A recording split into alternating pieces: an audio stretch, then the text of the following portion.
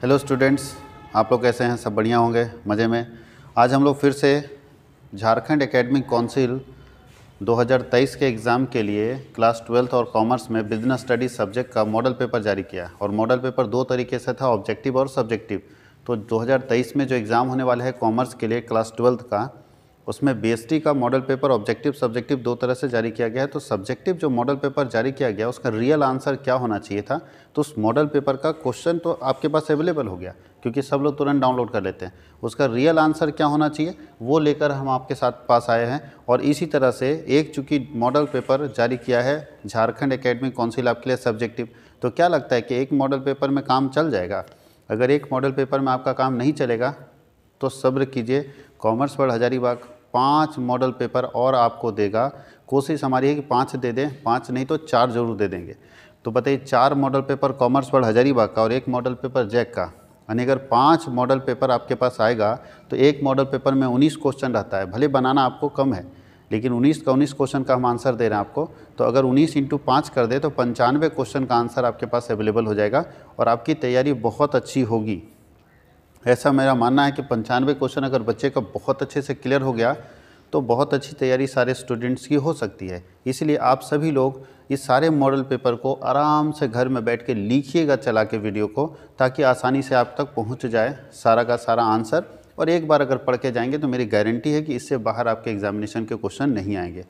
Objective का अलग video बनेगा, सब्जेक्टिव का अलग बनेगा। और हम पाँचों सब्जेक्ट का, जो कॉमर्स के 5 सब्जेक्ट होते हैं, पाँचों सब्जेक्ट का वीडियो बना के और आपको 5-5 सेट देंगे सब्जेक्टिव में, यानी 25 वीडियो जाएगा सब्जेक्टिव का।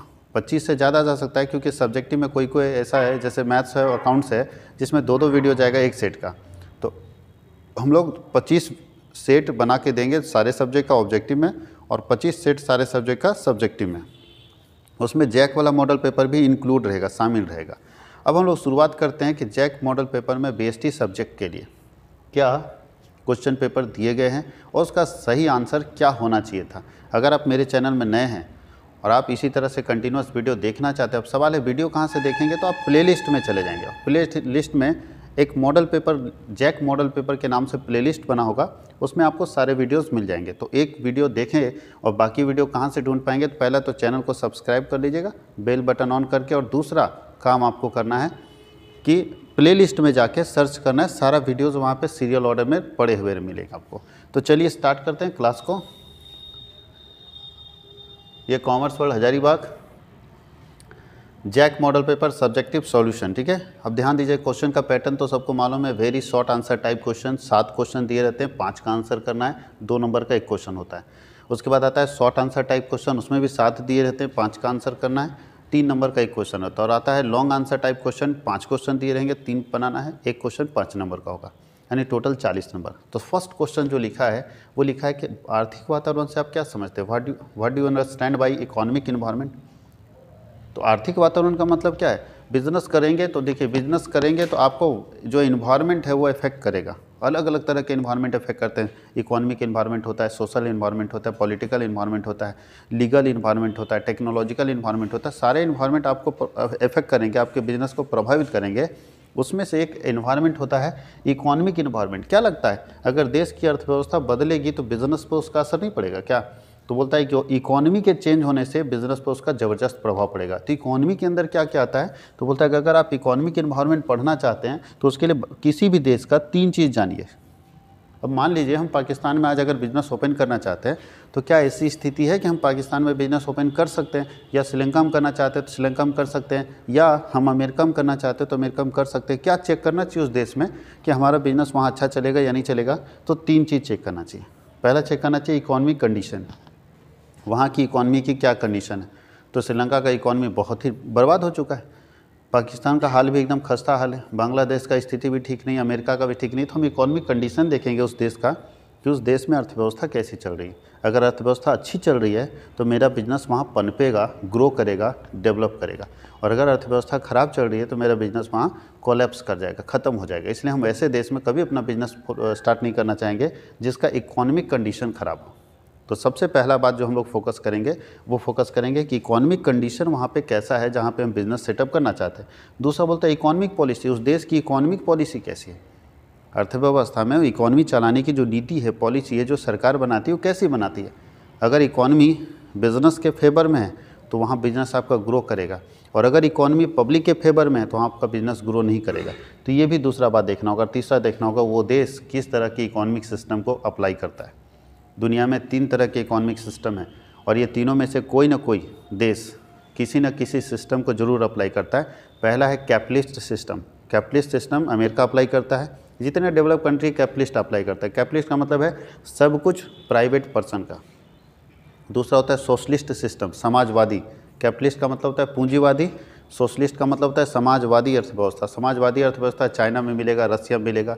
यहाँ पे क्या होता है, यहाँ पे सारे के सारे सरकार के होते हैं, और हमारे यहाँ भारत में चलता है मिक्स सिस्टम।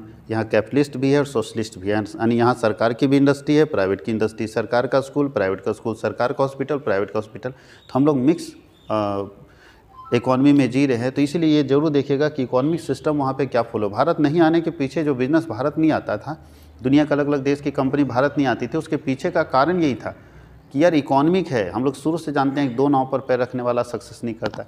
तो इसकी इकोनॉमी मिक्स इकोनॉमी है, यहाँ पे बहुत दिक्कत होगा बिजनेस करने में, इसलिए बिजनेसमैन भारत नहीं आता था। अब धीरे धीरे भारत मिक्स इकोनॉमी से चेंज होता हुआ, आप ध्यान दीजिएगा, अगर 10 सालों के, अब पिछले या 15 सालों का रिकॉर्ड, तो आपको देखिएगा धीरे धीरे कि मिक्स इकोनॉमी से चेंज होता हुआ भारत अब कैपिटलिस्ट इकोनॉमी की तरफ आ रहा है। हम धीरे धीरे हर चीज़ को प्राइवेट करते चले जा रहे हैं, और इसलिए आप सुनते होंगे हाल फिलहाल में ये बेच दिया, वो प्राइवेट करना इसलिए है क्योंकि प्राइवेटाइजेशन जब तक हम नहीं करेंगे, अपनी मिक्स इकोनॉमी को कैपिटलिस्ट इकोनॉमी में नहीं बदलेंगे, तब तक हमारे यहाँ इंडस्ट्री नहीं आएगी, डेवलपमेंट नहीं होगा। विदेश से कोई भी इंडस्ट्री देश में नहीं आएगी तो रोज़गार के अवसर नहीं बढ़ेंगे, सरकार का आय नहीं बढ़ेगा। तो ये चीज़ हम लोगों को देखना, आर्थिक वातावरण से आप क्या समझते हैं। बाकी आंसर आपके पास यहाँ लिखना है,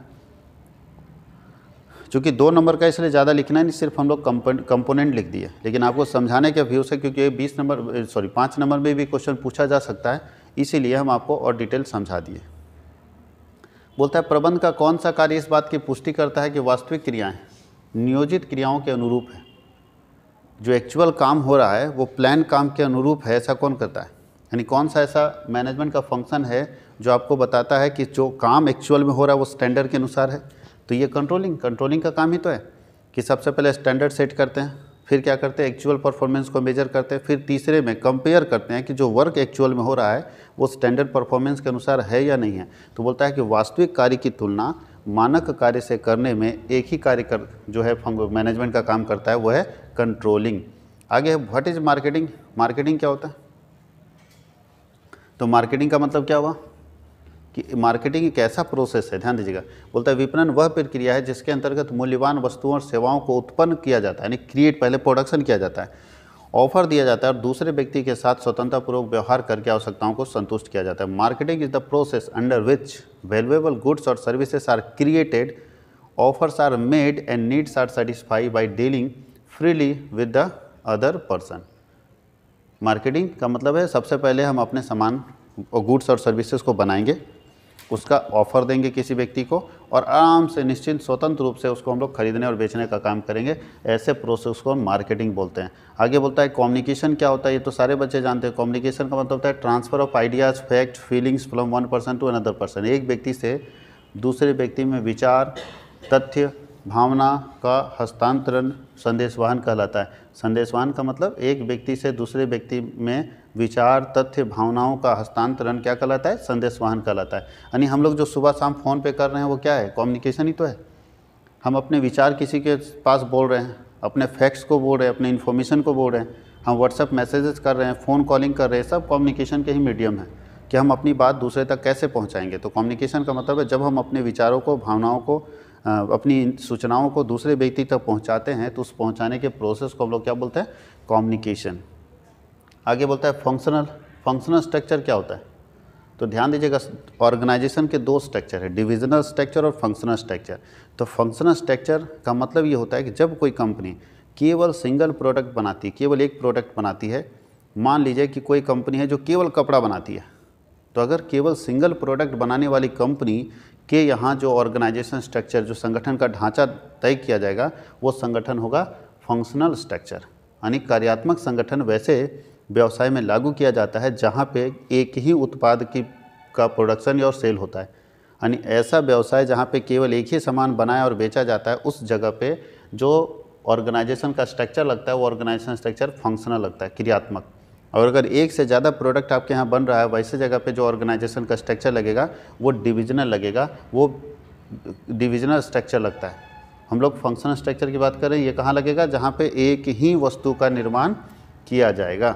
आगे बोलता है गौण बाजार की दो विशेषताओं को बताइए। सेकेंडरी मार्केट क्या होता है? तो ऐसा मार्केट जहाँ पे सेकेंड हैंड सिक्योरिटी का परचेज और सेल किया जाता है, ऐसा मार्केट जहाँ पे सेकेंड हैंड सिक्योरिटी को खरीदा और बेचा जाता है, ऐसे मार्केट को सेकेंडरी मार्केट बोलते हैं। और ये प्राइमरी मार्केट के बाद आता है। देखिए दो विशेषता यहाँ लिखा हुआ है। सेकेंडरी मार्केट में जो हम लोग डील करते हैं सिक्योरिटी का, वो पुराने सिक्योरिटी का, सेकेंड हैंड सिक्योरिटी का डीलिंग करते हैं, यानी जहाँ पे पुराने प्रतिभूतियों को खरीदा और बेचा जाता है, वैसे मार्केट को बोलते हैं सेकेंडरी मार्केट। और सेकेंडरी मार्केट प्राइमरी मार्केट के बाद आता है। अब नीचे है उपभोक्ता शोषण के दो एग्जाम्पल बता दीजिए। तो पहला, सूर्यमुखी तेल के एक निर्माता ने एक राष्ट्रीय समाचार पत्र में दिए गए विज्ञापन में कहा कि उसका उत्पाद विटामिन, मिनरल्स, प्रोटीन से भरपूर है, और इस बात का परीक्षण करने के बाद पाया गया कि ये सारे दावे झूठे हैं। बताइए सब विज्ञापन क्या है?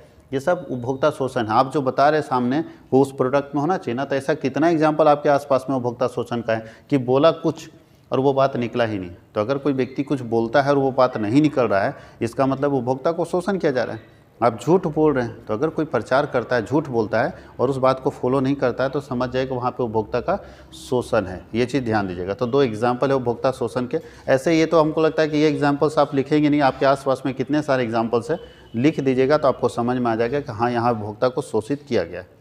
अब चलते हैं शॉर्ट आंसर टाइप क्वेश्चन में। फिर ध्यान दीजिएगा 5 का आंसर करना है, बट हम लोग यहाँ पे कितना आंसर करने वाले हैं? 7 का 7 करेंगे, आपको 5 ही करना है एग्जाम में। बोलता है प्रबंध की परिभाषा दीजिए और इसकी मुख्य विशेषताओं को समझाइए। पहले समझिएगा, मैनेजमेंट का मतलब होता है decision making related to managerial activities. Managerial activity से रिलेटेड अगर निर्णय लिया जाता है, यानी प्रबंधकीय क्रियाओं से संबंधित निर्णय लेने की प्रक्रिया प्रबंध कहलाती है। Management means decision making related to managerial activity, that means planning, organising, staffing, directing, controlling.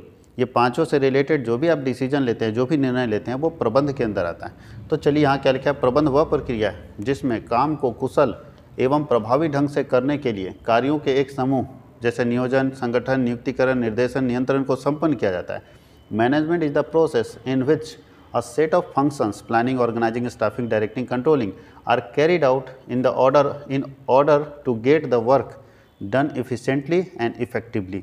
दोनों efficiently होना चाहिए, effectively यानी कुशलतापूर्वक संपन्न करना है और बेहतर तरीके से संपन्न करना है। इसकी 3 विशेषताएं हैं। इसकी प्रमुख विशेषताओं के बारे में तो सारी विशेषताओं तो आप लिख सकते हैं अगर याद है तो, वैसे यहाँ 3 पढ़िएगा काफ़ी है। बोलता है प्रबंध उद्देश्य प्रधान है, management is goal oriented process. अब मैनेजमेंट कैसे करेंगे? पहले गोल तय कीजिए तब ना मैनेजमेंट। हमारा टारगेट है हमको 90% लाना है, तब हम मैनेज करेंगे। हम 90% लाने के लिए हमको कितना देर पढ़ना चाहिए? किसी का टारगेट है हमको 70% लाना है, तो उसको तब तय करेगा, पहले टारगेट फिर तय करेगा कि 70% लाने के लिए हमको कैसे पढ़ना चाहिए। अगर किसी का टारगेट है कि किसी तरह पास हो जाए, तो फिर वो मैनेजमेंट करेगा कि हम पास होने के लिए कितना टाइम पढ़ेंगे। तो सिंपल, पहले गोल देन मैनेजमेंट। दूसरा बोलता है management as a group activity. Management को एक व्यक्ति नहीं कर सकता, एक ग्रुप एक्टिविटी सारे लोग मिलकर करते हैं। और तीसरा है management is a continuous activity. Management एक बार करके छोड़ने वाला प्रोसेस नहीं है, मैनेजमेंट हमेशा चलते रहने वाला काम है। मैनेजमेंट कंटिन्यू होता रहता है, इसलिए मैनेजमेंट जो है वो कंटिन्यूअस प्रोसेस है। नेक्स्ट है state any 3 features of formal organisation. औपचारिक संगठन की किन्हीं 3 विशेषताओं को बताइए। तो ध्यान दीजिएगा, औपचारिक फॉर्मल ऑर्गेनाइजेशन ऐसा ऑर्गेनाइजेशन स्ट्रक्चर है जो खुद बनता है। 2 तरह के ऑर्गेनाइजेशन होते हैं, एक होता है इनफॉर्मल, एक होता है फॉर्मल। तो फॉर्मल ऑर्गेनाइजेशन जो है वो सिस्टम से बनता है, तरीके से बनता है। यानी फॉर्मल ऑर्गेनाइजेशन औपचारिक संगठन का निर्माण नीतियों से, कार्यविधियों से, उसके अधिकार कर्तव्य निश्चित रहते हैं और ये सिस्टम के साथ बनने वाले संगठन हैं।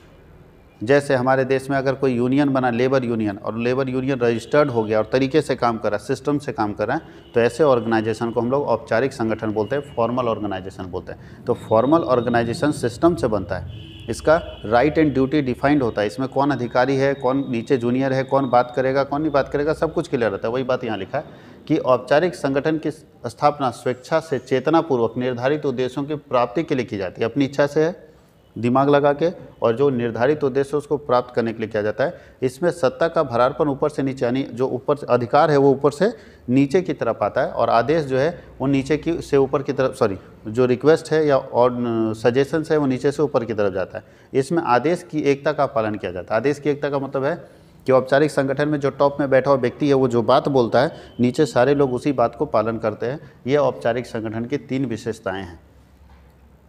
अब बोलता है पर्यवेक्षक के 3 कार्य लिखे। सुपरवाइजर का क्या काम है?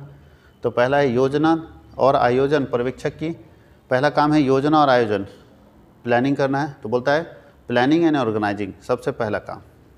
सुपरवाइजर का काम है प्लानिंग एंड ऑर्गेनाइजिंग। सबसे पहले प्लान बनाइए, फिर उसको ऑर्गेनाइज कीजिए कि कैसे अप्लाई करेंगे। आप आराम से डिटेल पढ़ सकते हैं क्यों है, क्या काम है इसका पूरा। दूसरा जो सुपरवाइजर का काम है वो यहाँ पे देखिए नेतृत्व एवं मार्गदर्शन, लीडरशिप एंड गाइडेंस। सुपरवाइजर का दूसरा काम है लीडरशिप क्वालिटी उसके अंदर होना चाहिए और गाइड करना अपने वर्कर को कि कैसे काम करना है। और तीसरा है मोटिवेशन, अपने वर्कर को मोटिवेट करना होगा। तो लीडर का 3 काम है। पहला आपके पास था प्लानिंग एंड ऑर्गेनाइजिंग, दूसरा था लीडरशिप एंड गाइडेंस, ये 3 नहीं 5 काम आप समझ गए, और तीसरा है मोटिवेशन।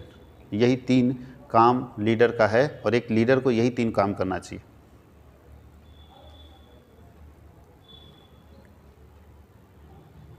अभी 11 नंबर क्वेश्चन में बोलता है प्रबंध के विभिन्न स्तरों को संक्षेप में समझाइए। अब ध्यान दीजिए, विभिन्न प्रबंध के कितने स्तर हैं? 3 स्तर हैं। पहला है टॉप लेवल मैनेजमेंट, दूसरा मिडिल लेवल मैनेजमेंट और तीसरा लोअर लेवल मैनेजमेंट, जिसको सुपरवाइजरी लेवल या ऑपरेटिंग लेवल मैनेजमेंट भी बोलते हैं। अब सवाल आता है कि इसको संक्षेप में वर्णन करना था, तो इतना मत लिखिएगा, थोड़ा इसको डिटेल लिखिएगा। अब क्या डिटेल में लिखेंगे तो समझिए। टॉप लेवल मैनेजमेंट के बाद डैश देकर लिखेंगे कि इसके अंतर्गत कौन कौन शामिल होते हैं। संचालक, डायरेक्टर, यहाँ देखिए लिखा है board of director, chief executive officer, chairman, managing director. Hindi में होता है संचालक मंडल, मुख्य कार्यकारी अधिकारी, चेयरमैन, प्रबंध संचालक। ये सब टॉप मैनेजमेंट में शामिल होते हैं। आप यहाँ अगर लिखना चाहें तो ये तो लिख लीजिए कि इसके अंदर ये शामिल होते हैं। दूसरा इसमें लिख सकते हैं कि इसका काम क्या है, टॉप मैनेजमेंट का काम क्या है। तो टॉप मैनेजमेंट का काम है कंपनी के लिए नीति बनाना, कंपनी के लिए योजना तैयार करना, कंपनी के उद्देश्यों को निर्धारित करना। सब इसका न तय कि भाई उद्देश्य क्या होगा, नीति क्या होगी, सब ये तय करेगा। मिडिल लेवल मैनेजमेंट के अंदर कौन कौन आता है, तो डिपार्टमेंटल मैनेजर आते हैं। जैसे परचेज डिपार्टमेंट एक होता है, परचेज एक डिपार्टमेंट है तो परचेज मैनेजर, सेल्स एक डिपार्टमेंट है तो सेल्स मैनेजर, प्रोडक्शन एक डिपार्टमेंट है तो प्रोडक्शन मैनेजर, मार्केटिंग एक डिपार्टमेंट है तो मार्केटिंग मैनेजर, फाइनेंस एक डिपार्टमेंट है तो फाइनेंस मैनेजर। तो जितने डिपार्टमेंटल मैनेजर होते हैं वो सब आते हैं मिडिल वाले में। अब इनका क्या काम है, इनका क्या है, काम है लिंक करने का, टॉप लेवल और लोअर लेवल के बीच में लिंक करने का काम इनका। यानी ये बात को बनाएंगे, जैसे ये नीति बनाए तो नीति डायरेक्ट इसको नहीं ना समझ में आएगा, उतना पढ़ा लिखा है कि डायरेक्टर का बात समझ में आ जाएगा। तो ये नीति बनाए, इसकी नीति को आसान भाषा में नीचे समझाने का काम किसका है, मिडिल लेवल मैनेजमेंट का है। अब चलते हैं सुपरवाइजरी लेवल में कौन आता है, तो सीधा सुपरवाइजर आता है। और याद रखिएगा पूछेगा वर्कर कहाँ आता है, सर वर्कर तीनों लेवल ऑफ मैनेजमेंट में नहीं आता है। वर्कर को मैनेजमेंट का पार्ट नहीं माना जाता है, वर्कर मैनेजमेंट के नीचे है। वर्कर को मैनेजमेंट का पार्ट नहीं माना जाता है, वर्कर मैनेजमेंट के नीचे है। तो तीसरा लेवल है सुपरवाइजरी लेवल या ऑपरेटिंग लेवल या लोअर लेवल मैनेजमेंट। आगे बोलता है बजटीय नियंत्रण के लाभ बताइए।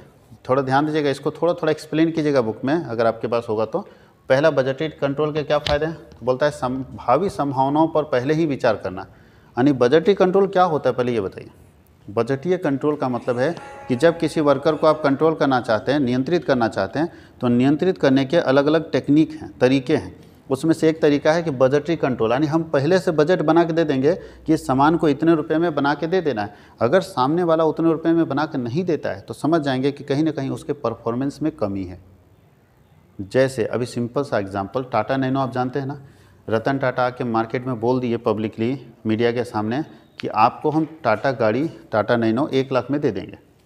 तो ऐसे तो नहीं बोल दिए होंगे, अपने प्रोडक्शन मैनेजर से पूछे होंगे कि क्या 1 लाख में हम गाड़ी दे सकते हैं। प्रोडक्शन मैनेजर बजट बना के बताया होगा, कैसे हवाई फायरिंग तो नहीं कर दिया होगा। बजट बनाया, देखा कि हाँ सर 1 लाख में हम प्रोडक्शन करके दे सकते हैं। टाटा नैनो बोल दिया कि 1 लाख में हम दे देंगे गाड़ी, लेकिन गाड़ी बनते बनते 1,18,000 1,17,000 में मिली। तो क्या माना जाएगा, कंज्यूमर तो यह मानेगा कि हम बुकिंग की 1 लाख में, लास्ट में हमको रेट ज़्यादा देना पड़ा। तो क्यों ऐसा हो रहा है, तो याद रखिएगा कहीं ना कहीं फेलियर है बजट बनाने वाले की। तो बजटरी कंट्रोल का मतलब हमने बजट बना के दे दिया कि हम 23 रुपये पर केजी के हिसाब से मटेरियल खरीदेंगे। अब मटेरियल खरीदा है 25 रुपये। इसी से पता चल रहा है कि आपका कहीं ना कहीं परचेजिंग कैपेसिटी, जो मेरा परचेज मैनेजर था कहीं गलत किया, मटेरियल सही से नहीं खरीदा, या प्रोडक्शन मैनेजर गलती किया, तो ये चीज़ होता है बजट बना के कंट्रोल करना। नहीं बजट बना के दे दें, उतना छोड़ दीजिए। आपको घर में अगर आप हजारी में रहते हैं या बाहर रह के पढ़ते हैं, पापा बजट बना के दे दें कि इतना रुपये रूम रेंट, इतना रुपये ट्यूशन फी, इतना रुपये तुम्हारा, इतना रुपये सब बजट बना के देंगे, तुम इधर उधर आलतू फालतू खर्च नहीं कर पाओगे। लेकिन अभी बजट बना के नहीं मिलता है तो बच्चा इधर उधर खर्च कर देता है। तो इसलिए बजटरी कंट्रोल पहला बोलता है भावी संभावनाओं पर पहले ही विचार करना, यानी पहले सोचना, to think in advance for future events. साधनों का देखो, बेस्ट यूज ऑफ रिसोर्सेज, जो भी साधन रहेगा अगर तुमको बजट के हिसाब से मिला, एकदम तय माप तौल के मिला पैसा, तो तुम सही उपयोग करोगे। और नियोजन की निश्चितता, आपका जो प्लान होगा वो सर्टेन होगा, फिक्स होगा कि क्या प्लान आपको, किस प्लान को हासिल करना है। तो ये तीनों चीज़ आपको याद रखना है, बजटरी कंट्रोल के अंदर आपको पढ़ना है। ये तीनों चीज़ बजटरी कंट्रोल के अंदर आपको पढ़ना है। आगे लिखा है कि नियोजन के किन्हीं 3 महत्व की व्याख्या कीजिए। नियोजन का 3 महत्व कौन कौन सा बताइए। तो पहला महत्व लिखा है to face future uncertainty and change, भावी अनिश्चितताओं तथा परिवर्तन का सामना करने के लिए। मतलब भविष्य में अगर कोई अनसर्टेनिटी आने वाली, अनिश्चितता आने वाली, तो उसका सामना करने के लिए आपको क्या करना चाहिए, प्लान बनाना की जरूरत है। उसके नीचे है to focus attention on organizational goal, संगठन के लक्ष्यों की तरफ ध्यान केंद्रित करने के लिए भी आपको प्लान बनाने की ज़रूरत है। और टू इस्टेब्लिश, बोलता है इस्टेब्लिश, यहाँ देखिए थोड़ा सा छूट गया है बाय मिस्टेक, एकता है और समन्वय है। इसका मतलब to establish unity and coordination, to establish unity and coordination, एकता और समन्वय बनाने के लिए भी आपको प्लान बनाने की जरूरत है। और प्लान अगर हम बनाएंगे तभी तो हम अपने फ्यूचर के ऑब्जेक्टिव को हासिल कर पाएंगे। भविष्य के लक्ष्यों को प्राप्त करने के लिए आपको प्लान बनाने की जरूरत है। अगर आप प्लान नहीं करेंगे तो भविष्य के लक्ष्य आप कैसे प्राप्त करेंगे, फ्यूचर में कैसे तय करेंगे कि हमको क्या पाना है। बिना प्लान का, जैसे आज के समय में अगर स्टूडेंट की बात करें तो बिना प्लान का स्टूडेंट चलता है, उसको पता नहीं फ्यूचर में क्या करना है। तो आज से वो कैसे बेस तैयार करेगा, जिसका प्लान है कि हमको ये बनना है, तो आज से उसी आधार पर वो पढ़ाई कर रहे हैं ताकि उस प्लान को, उस टारगेट को अचीव कर सके। अब अगला क्वेश्चन है कि रिक्रूटमेंट और सिलेक्शन में क्या अंतर है, भर्ती और चयन में क्या अंतर है, कैसे डिफरेंस करेंगे। तो चलिए हम लोग पढ़ते हैं भर्ती और चयन में क्या अंतर है। सबसे पहले लिखा है अंतर का आधार में मीनिंग। भर्ती का मतलब समझते हैं, वर्कर को ढूंढने और उसको फॉर्म भरने के लिए रेडी करना। भर्ती मतलब नौकरी नहीं। देखिए क्या लिखा है, भर्ती से आशय भावी मतलब भविष्य में जो मेरा कर्मचारी बनेगा, भावी कर्मचारी को खोजने तथा उन्हें संस्था में आवेदन करने के लिए प्रेरित करने से पहले हम ढूंढेंगे कि कौन मेरा वर्कर बन सकता है और उसको बोलेंगे भैया तुम मेरे यहाँ अप्लाई करो। इसको बोलते हैं रिक्रूटमेंट। और सिलेक्शन का मतलब है चुना गया। सिलेक्शन मतलब नौकरी हो गया। सिलेक्शन का मतलब है कि जितने भी आपके पास एम्प्लॉई है उसमें से बेस्ट एम्प्लॉई को चुनना। जितने एम्प्लॉई आपके पास आए हैं, जितना एप्लीकेशन आया उसमें से बेस्ट को चुनना क्या कहलाता है, सिलेक्शन कहलाता है। इसका उद्देश्य क्या है भर्ती का उद्देश्य है कि ज़्यादा से ज़्यादा लोग हमारे यहाँ अप्लाई करें और इसका उद्देश्य है कि हम बेस्ट को चुन सके, जो हमारे पास बेस्ट वर्कर होगा उसको चुन सके, ये उसका उद्देश्य है। तीसरा है प्रकृति। बोलता है भर्ती जो है पॉजिटिव नेचर है। सब लोगों को बोला जाता है कि अरे अप्लाई करो ना, और ये नेगेटिव है क्योंकि इसमें सबसे ज़्यादा छांटा जाता है। बताइए सिलेक्शन में क्या करेंगे, 1000 वर्कर अप्लाई कर दिया, 2 सीट आपके पास है, तो भैया बाकी को तो छांटेंगे। तो बोलता है it is a negative process, it is a positive process. याद रखिएगा पॉजिटिव है, ये नेगेटिव है। अब हम लोग चलते हैं लॉन्ग आंसर टाइप क्वेश्चन में। अब बोलता है नियोजन के प्रक्रिया के विभिन्न चरणों का संक्षेप में वर्णन कीजिए। ध्यान देना बच्चा लोग, इसको थोड़ा थोड़ा एलेबरेट कर लेना, बुक में आपके पास एलेबरेट करके मिलेगा। नियोजन प्रक्रिया के कौन कौन से चरण, यानी अगर प्लान तैयार करते हैं तो कैसे कैसे करेंगे। सबसे पहला प्लानिंग में किया जाता है सेटिंग गोल्स और ऑब्जेक्टिव, लक्ष्य और उद्देश्यों को निर्धारित करना। ये आपके पास बुक में भी मिल जाएगा नियोजन का प्रक्रिया, और वहाँ पे थोड़ा थोड़ा बैठ के इसको एक्सप्लेन कर लेना है। पहले आप बताओ, प्लान बनाने से पहले आपको सबसे पहले गोल तय करना होगा कि क्या लक्ष्य आपका। बिना लक्ष्य का प्लान बनाएंगे तो पहले बोलता है कि आप अपना गोल तय कर लो। दूसरा बोलता है कि उस गोल को पाने के लिए आप प्लान बनाओगे तो पहले इन्फॉर्मेशन लाओ, तो बोलता है collection and analysis of information. फिर बोलता है कि आप प्लान बनाने का बेस डिटरमाइन करो, किस आधार पर प्लान बनाते हो। फिर बोलता है डिटरमाइनिंग अल्टरनेटिव मेथड, कितने मेथड्स हो सकते हैं इस प्लान को बनाने के, उसको डिटरमाइन करो। फिर उसका वैल्यूएशन करो कि कौन सही है, फिर चुनो कि बेस्ट कौन है। इतना चुनने के बाद उसको अप्लाई कर दो। अप्लाई करने के बाद देखो छोटे छोटे सब प्लान बनाओ। फिर सब प्लान बनाने के बाद बोलता है उसको शेड्यूलिंग करो कि पहले कौन करेंगे, दूसरा कौन करेंगे, तीसरा कौन करेंगे। फिर गेटिंग एम्प्लॉय पार्टिसिपेशन, कर्मचारी को उसमें भाग दिलवाओ कि तुम भी मेहनत करो। और उसके बाद बोलता है थिंकिंग ओवर स्ट्रेटजी, फिर स्ट्रेटजी के ऊपर काम करो। और लास्ट है कंप्लायंस, इसको बोलते हैं फॉलो अप। देखो कि हम जो प्लान बना के लागू किए हैं वो प्लान सही है या नहीं है। ये प्लानिंग प्रोसेस आप बोल सकते हो इसको। और ये उल्टा पल्टा नहीं लिखना है, सीरियल में लिखना है, ठीक है, सीरियल में याद रखिएगा, प्रोसेस में कभी उल्टा पल्टा नहीं लिख सकते हैं। अब अगला क्वेश्चन है कि एक व्यवसाय की स्थायी पूंजी आवश्यकताओं को प्रभावित करने वाले घटकों का वर्णन कीजिए। ऐसे कौन कौन से फैक्टर्स हैं जो व्यवसाय की स्थायी पूंजी की आवश्यकताओं को प्रभावित कर सकते हैं? तो पहला है नेचर ऑफ बिजनेस। अच्छा, बिजनेस में आपके पास ज़्यादा पैसा चाहिए कि कम पैसा चाहिए, ये किस पर निर्भर करता है? पहला, व्यवसाय की प्रकृति। अगर बिजनेस छोटा होगा तो कम पैसा चाहिए, बिजनेस बड़ा होगा तो ज़्यादा पैसा चाहिए। आगे साइज ऑफ बिजनेस। देखो, पहला है नेचर ऑफ बिजनेस। अगर प्रोडक्शन नेचर है, सामान आपका बनाने का काम है तो आपको ज़्यादा पैसा चाहिए, बेचने का काम है तो थोड़ा कम चाहिए, ठीक है। तो ये चीज़ ध्यान देना है कि आपको कौन सा काम है। उसके बाद साइज ऑफ बिजनेस, बिजनेस बड़ा है या छोटा है। बड़ा अगर बिजनेस होगा ज़्यादा पूंजी चाहिए, छोटा होगा तो कम पूंजी चाहिए। उसके नीचे है टेक्निक ऑफ प्रोडक्शन, किस तरह से प्रोडक्शन करते हैं। अगर मशीन से प्रोडक्शन करते हैं तो ज़्यादा पैसा चाहिए, आदमी से प्रोडक्शन करते हैं तो कम पैसा चाहिए। Mode of acquiring fix asset, अस्थायी संपत्ति कैसे लाते हैं। अगर अस्थायी संपत्ति कर्ज से लाते हैं, लोन से लाते हैं तो कम पैसा चाहिए, अगर डायरेक्ट खरीदते हैं तो ज़्यादा पैसा चाहिए। ग्रोथ प्रोस्पेक्ट, विकास कैसे कर सकते हैं। ये सारे चीज़ एक बिजनेस में फिक्स कैपिटल के ज़रूरत को पूरा करता है। सारे बात को ध्यान रखा जाता है जब हम फिक्स कैपिटल के बारे में बात करते हैं किसी बिजनेस में, कि एक बिजनेस में स्थायी पूंजी कितना चाहिए। बिजनेस में दो पूंजी चाहिए, फिक्स कैपिटल और फ्लक्चुएटिंग कैपिटल, जिसको वर्किंग कैपिटल बोलते हैं। फिक्स कैपिटल और वर्किंग कैपिटल, दो पूंजी चाहिए, दो तरह का कैपिटल चाहिए। और ये सारे फैक्टर्स हैं जो फिक्स कैपिटल और फ्लक्चुएटिंग कैपिटल यानी वर्किंग कैपिटल को प्रभावित करते हैं। याद रखिएगा, अगर इस क्वेश्चन में अस्थायी पूंजी की जगह परिवर्तनशील पूंजी या कार्यशील पूंजी के बारे में भी बोलता है तो आंसर सेम होता। याद रखिएगा, कार्यशील पूंजी भी बोल दे, वर्किंग कैपिटल भी बोल दे तो आंसर सेम होगा, क्योंकि नेचर ऑफ बिजनेस, कार्यशील पूंजी बिजनेस के नेचर पर ही डिपेंड करता है, तो सब डिटो सेम रहेगा। दोनों अस्थायी पूंजी और कार्यशील पूंजी यानी फिक्स कैपिटल और वर्किंग कैपिटल दोनों में पॉइंट सब सेम रहेंगे, बट लिखने का तरीका अलग होगा। जैसे अगर मान लीजिए स्थायी पूंजी है तो भैया नेचर ऑफ बिजनेस, बिजनेस बड़ा होगा तो स्थायी पूंजी ज़्यादा चाहिए, बिजनेस कम होगा तो स्थायी पूंजी कम चाहिए। उसी तरह से वर्किंग कैपिटल अगर रहता है तो बिजनेस बड़ा होगा तो वर्किंग कैपिटल ज़्यादा चाहिए, बिजनेस छोटा होगा तो वर्किंग कैपिटल कम चाहिए। तो इसको थोड़ा एलेबरेट कर सकते हैं। अब देखिए, मॉस्लो का आवश्यकता क्रम दिखा हुआ है कि मॉस्लो का आवश्यकता क्रम क्या है। तो ध्यान दीजिएगा, मॉस्लो का आवश्यकता क्रम ये आपको मोटिवेशन में मिलेगा। मॉस्लो विद्वान थे जिन्होंने आवश्यकता क्रम दिया है कि हम कैसे एक वर्कर को मोटिवेट करेंगे। तो 5 आवश्यकता क्रम है, 5 सीक्वेंस है और वो पांचों को आपको पढ़ना। सबसे पहले कौन सी आवश्यकता किसी वर्कर की होती है, किसी कर्मचारी को मोटिवेट करना हो तो सबसे पहली आवश्यकता कौन सा हम पूरा करेंगे उस कर्मचारी के लिए। तो पहली आवश्यकता जो उस कर्मचारी का पूरा करेंगे वो है फिजियोलॉजिकल नीड्स, शारीरिक आवश्यकता। बोलते हैं इसमें कौन कौन आता है, तो बोलते हैं यह मनुष्य की आधारभूत आवश्यकताएं हैं तथा ये जीवन को कायम रखने के लिए आवश्यक होती है। इनमें भोजन, वस्त्र, कपड़ा, यानी पहले ये सब की व्यवस्था आप कर दीजिए। अगर एक वर्कर ये सब व्यवस्था हो गया, अब इसको 3 कैटेगरी में बांटा है। पहला हो गया शारीरिक आवश्यकता, फिजियोलॉजिकल नीड्स, वो पहले चाहिए।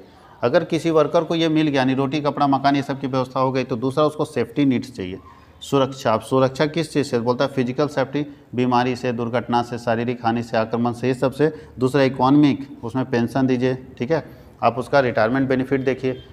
अगर कहीं डेथ हो जाता है तो भैया वो सब की सुरक्षा आप दीजिए। तो दोनों सुरक्षा आपको देना होगा। तो पहला, अगर किसी वर्कर के पास ये नहीं है तो उसको मोटिवेट करने के लिए इसका इस्तेमाल कर सकते हैं।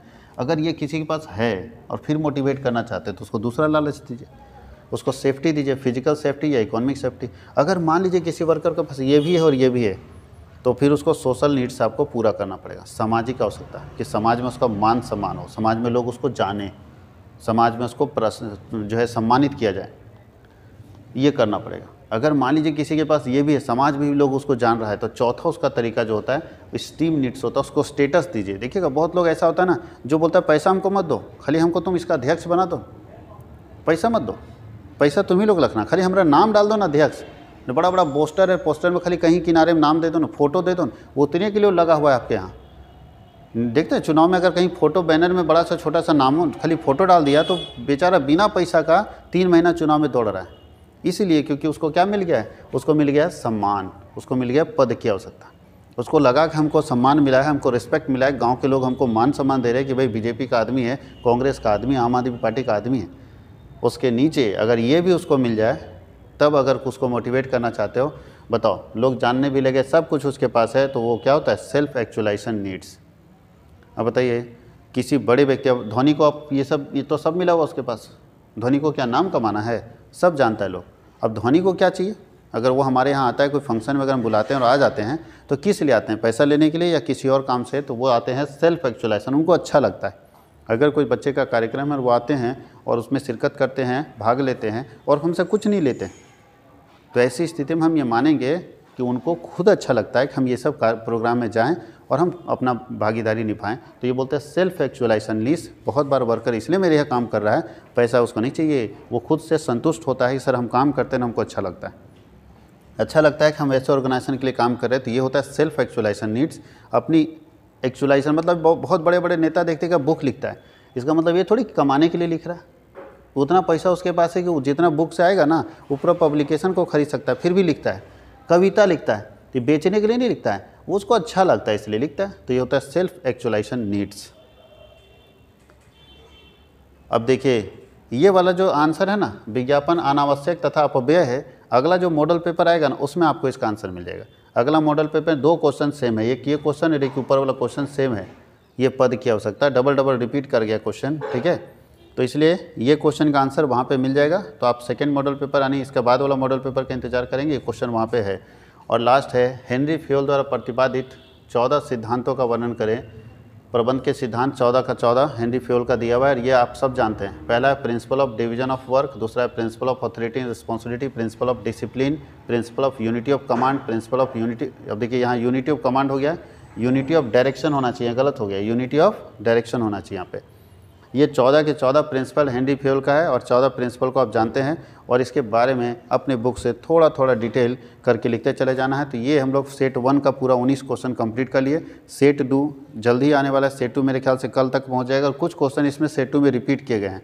अब हम लोग जब बना रहे हैं तो सेट 3 में अगर ऐसा क्वेश्चन आएगा तो क्वेश्चन हम लोग रिप्लेस कर देंगे और क्वेश्चन दूसरा कर देंगे, ताकि आपके पास रिपीटेंस कम हो। अगर कोई क्वेश्चन ज़्यादा रिपीट करता है, उम्मीद रहेगा कि रिपीट ना हो, लेकिन कुछ ना कुछ क्वेश्चन तो रिपीट हो ही जाते हैं, फिर भी कोई दिक्कत नहीं। सेट 2 का इंतजार कीजिए, जल्दी आपके पास सेट 2 पहुंच रहा है।